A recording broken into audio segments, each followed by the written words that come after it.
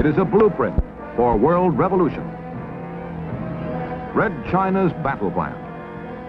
Divide and encircle. Conquer and enslave. This film tells how it all came about.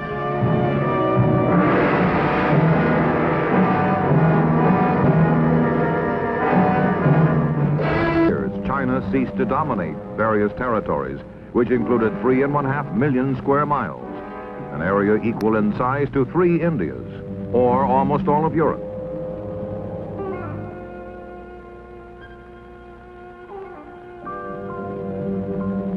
Never in history had a major independent nation lost so much sovereignty and suffered so much humiliation. Entering the 20th century, China is a backward nation ruled by an autocratic system of emperors and kings. Her people are restless. They want to change. They demand new leadership. They find both in Dr. Sun Yat-sen, the George Washington of China, who leads a people's revolution in 1911 that overthrows the corrupt Manchu dynasty.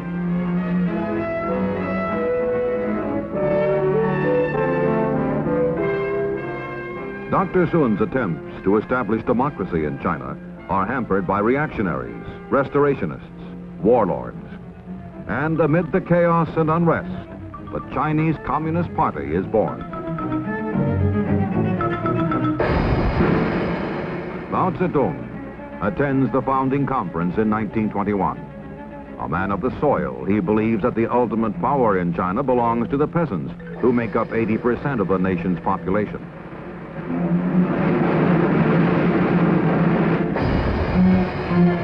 And so, says Mao Zedong, China's communist revolution must begin in the rural areas and sweep over the cities. Chiang Kai-shek, succeeding Sun Yat-sen, works with the communists at first, but in 1927 he purges them from his government. Chiang's armies are able to drive the red troops into the mountains, but he can never wipe them out.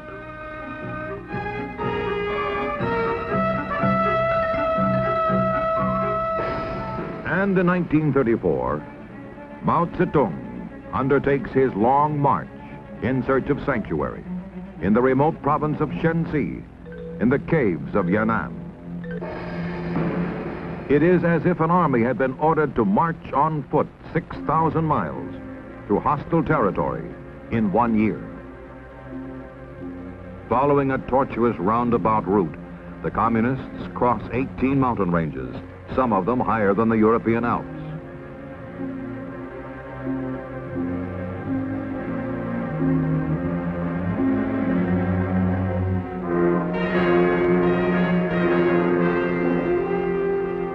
In the beginning, there are 180,000 marchers in the communist caravan, curling across the hills and plains of China for 50 miles and more.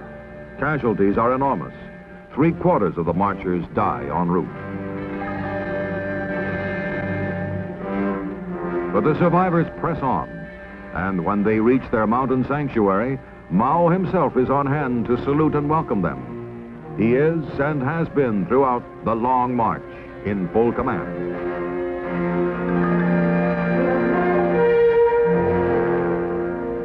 There are only a few thousand communists in the caves of Yan'an, but from this humble beginning, their influence will grow and multiply, reach out and conquer.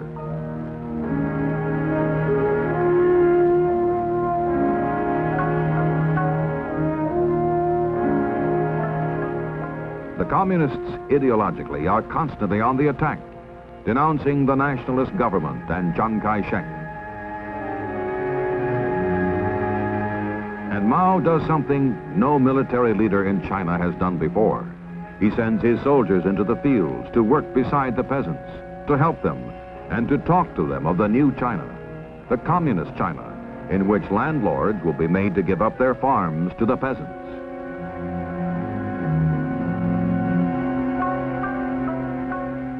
Propaganda teams travel the countryside. Dancers perform morality plays in which the landlords are the devils and the communists are the forces of righteousness, trampling their class enemy.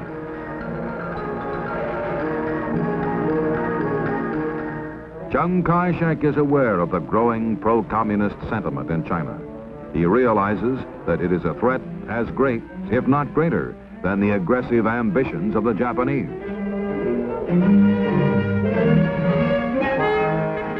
For Chiang and for nationalist China, the sands of time are running out. And yet, the nation, her cities, and her people reflect little of the uneasiness, unrest, uncertainty that cast their shadows from within and without.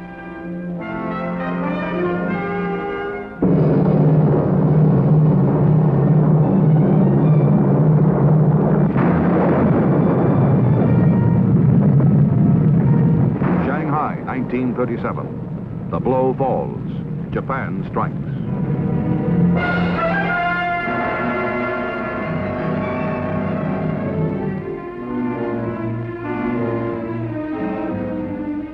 When Chiang Kai-shek is forced into war with Japan, when China must fight for her life, the communists are given representation in a coalition government.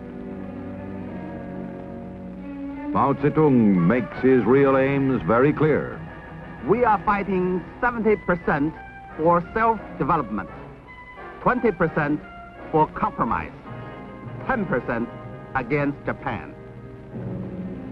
As the Sino-Japanese War goes on, Mao is promoted in Chinese communist propaganda as a popular anti-Japanese patriot. Wherever and however the Red troops move into battle, they spread the glory of Mao Zedong and the greatness of the communist cause. On their backs, they carry posters and slogans as they march through the countryside. When the war ends in 1945, Mao's guerrillas have grown from 40,000 to 1 million.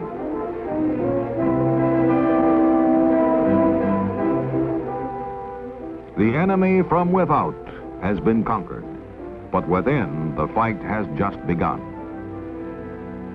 For post-war China is a nation exhausted by battle.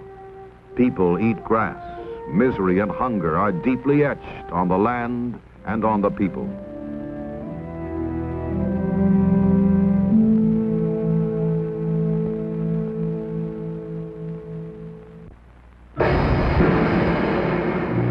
This is the time for Mao Zedong to launch his so-called War of National Liberation.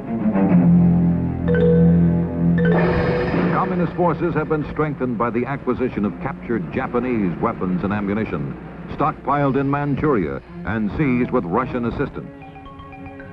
Mao's strategy is based on a protracted war, a war that will weaken the nationalists as the communists grow stronger. Enemy advances, we retreat. Enemy camps, we harass. Enemy tires, we attack. Enemy retreats, we pursue. Time and again, Chiang Kai-shek's stronger, better equipped army units find themselves fighting an elusive, shadowy enemy that melts into the mountains.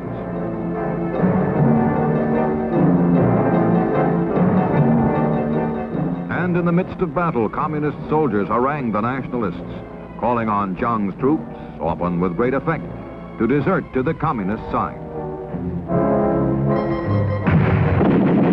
Mao Zedong's self-proclaimed War of National Liberation is a series of battles of annihilation. Injuring all of a man's 10 fingers is not as effective as chopping off one, and routing 10 enemy divisions is not as effective as annihilating one of them. Mao's conquest of mainland China begins with his guerrillas gaining control of the rural areas. Then the cities are surrounded and isolated, engulfed and defeated.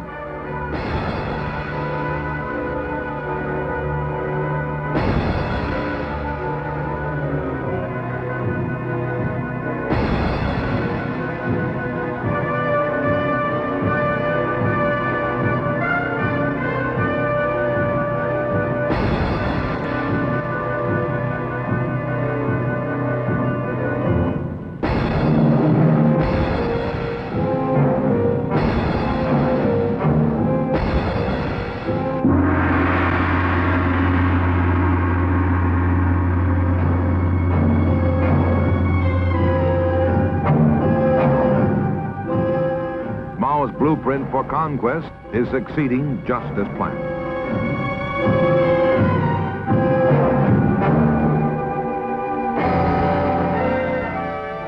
All along, Mao woos the intellectuals, the middle force in China, with talk of a coalition government, a united front, a new democracy. But Mao's promises of popular representation only mask the communist leader's real intentions.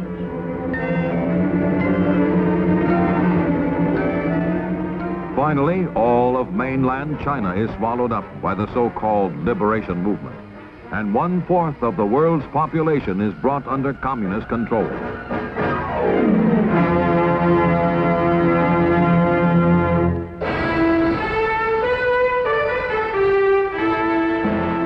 But on Formosa, renamed Taiwan, more than 10 million Chinese remain free. Chiang Kai-shek has escaped and set up a Republic of China government in opposition to the communists. Chiang signs a mutual defense treaty with the United States and vows one day to liberate captive China.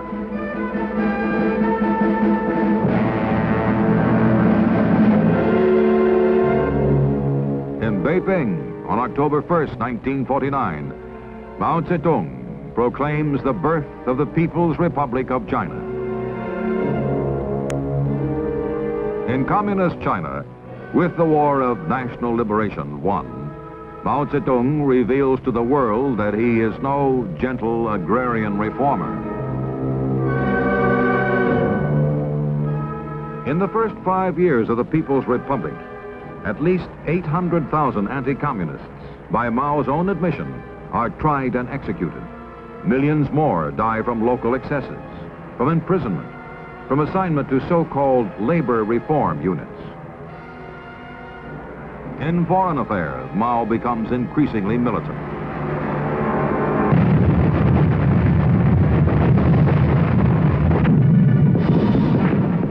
And in Korea in 1950, Communist China and the free world come into conflict when South Korea is invaded by communist forces from North Korea. The United Nations Security Council is convened in emergency session in New York, and the members vote to send troops into combat to help defend the independence and sovereignty of South Korea.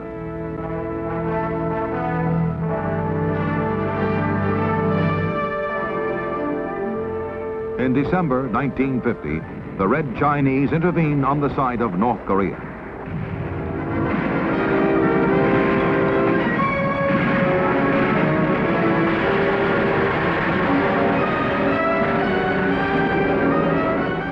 For 2.5 years, the UN and communist troops fight and fall in Korea.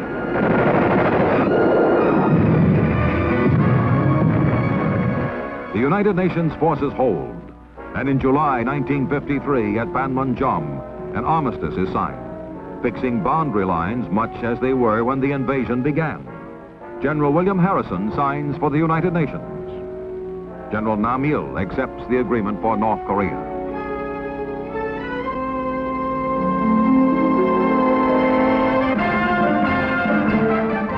As the communist Chinese troops withdraw and return to their homeland, Mao Zedong claims a momentous victory over the free world. Mao tells the world, "The United States is a paper tiger."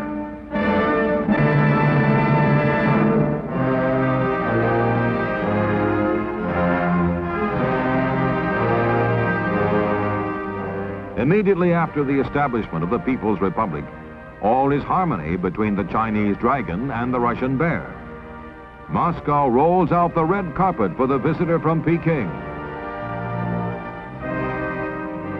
And it is not long before the two giants of the communist world, controlling together more than 1 billion lives, sign a 30-year treaty of friendship, alliance, and assistance.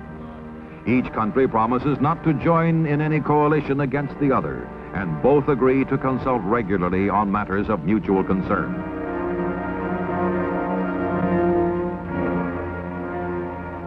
But in 1956, the dragon and the bear come into conflict as Nikita Khrushchev denounces Joseph Stalin, Mao Zedong's longtime idol. When the Russian premier proposes a policy of peaceful coexistence with the free world, Red China attacks Khrushchev and the Soviet Union as traitors to the basic doctrine of world revolution.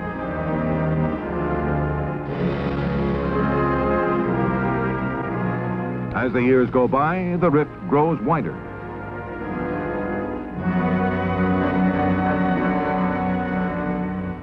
In 1963, Russia, the United States, and Great Britain agree on an historic treaty banning nuclear testing in the atmosphere, outer space, and underwater. The treaty, the increasing contact and communications between Russia and the free world, reflect the Soviet leadership's growing concern with internal problems and so-called peaceful coexistence as a better way than force to spread communism around the world. Dean Rusk signs for the United States. Andrei Gromyko for the Soviet Union.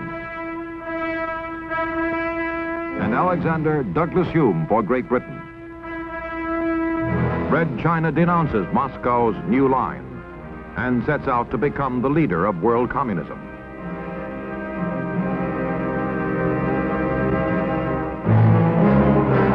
As generations of leadership change, as years pass, Peking may change its militant position.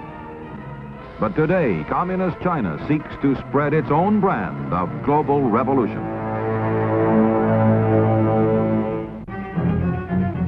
Mao's emissaries are sent into the underdeveloped nations of the world, the so-called rural areas. Red technicians arrive in Havana, seeking a foothold in the Caribbean, a satellite in the Western Hemisphere.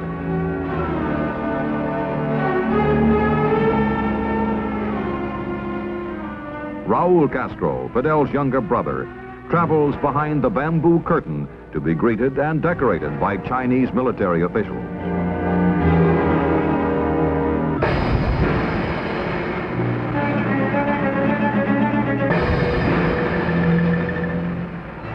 In Europe, Red China wins a satellite in tiny Albania.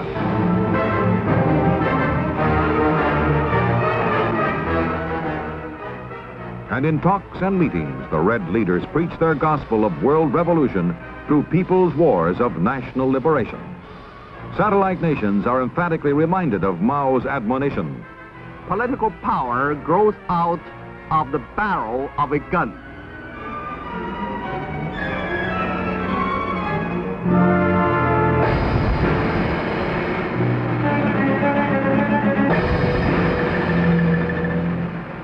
In Africa, Ghana and its leader, Kwame Nkrumah, received special... On state visits, the Ghanaian president is greeted by Zhou Enlai as Peking seeks to spread its influence throughout Africa.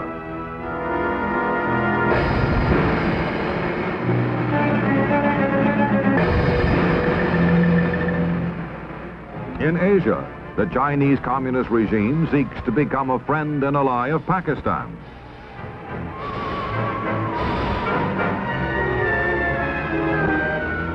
Zhou Enlai, Peking's apostle of world revolution, as he meets with President Ayub Khan.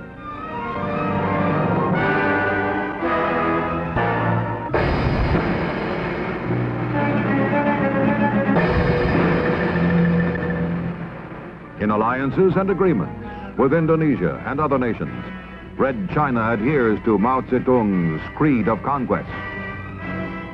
The Marxist-Leninist principles of revolution hold good universally for China, all the other countries of the world. Red China's battle plan is spelled out in specific detail in an article written by Lin Biao, Vice Chairman of the Chinese Communist Party and Minister of Defense. Long live the victory of People's War is the title of the article. And its 18,000 words are directed toward the ultimate and absolute defeat of the free world. Victory for communism will come, says Lin Biao, through wars of national liberation. Country by country, continent by continent. Lin Biao's blueprint for world revolution follows Mao Zedong's classic conquest of China, dividing the world as a nation is divided into cities and rural areas. In this Red Chinese battle plan, North America and Western Europe are the cities of the world, and Asia, Africa, Central America, and South America, the rural areas.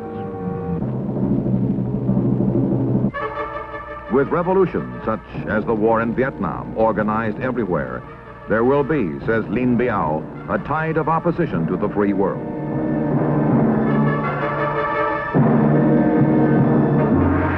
And the imperialists, the reactionaries, the Khrushchev revisionists will be swept from the stage of history. The struggle of the Viet Cong, adds Lin Biao, is now the focus of the struggle of the people of the world. The communists are waging a guerrilla war patterned after Mao Zedong's War of National Liberation. In Vietnam, as in China 2 decades ago, communists seek to dominate the countryside until the dense thicket of communism surrounds, entangles, and finally chokes the cities. And the Viet Cong fight with guerrilla tactics tested and perfected by Mao Zedong. Use any technique of terror, subversion, treachery that will harass and cripple the enemy. And so civilian prisoners are bound and chained and slaughtered by the Viet Cong.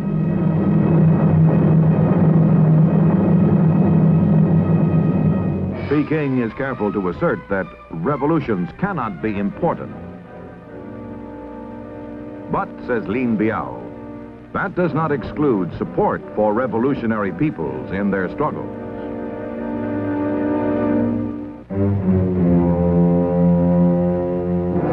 Thus does militant communist China and Mao Zedong see the day when Peking becomes the ideological center of a world enslaved. But in many countries, the Red Chinese battle plan has failed. In Ghana, Kwame Nkrumah, good friend and faithful ally of Mao Zedong, is today a fallen idol, a deposed ruler, a man without a country.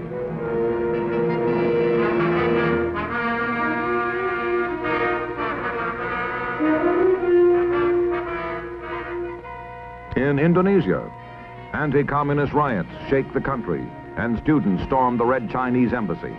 Sukarno is no longer the absolute ruler of the island empire. In the Caribbean, communist China suffers still another setback.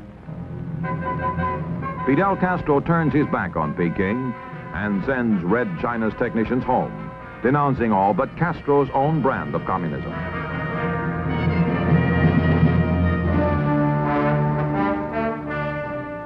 In Asia, nations large and small stand together, strong, alert.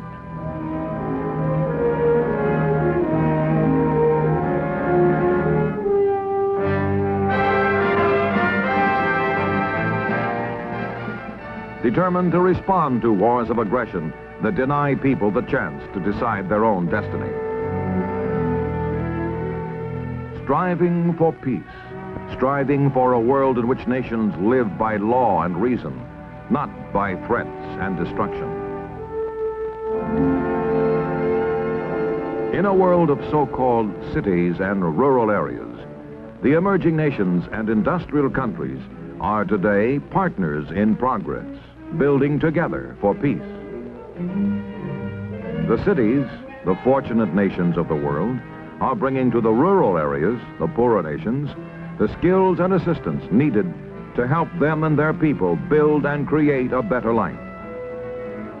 For this generation and those to come, carrying on a tradition of hope and the dignity of man, a conviction born long ago, far away. When this bell rang out the news that a new nation was born, a new truth proclaimed, that man is born to be and to remain forever free.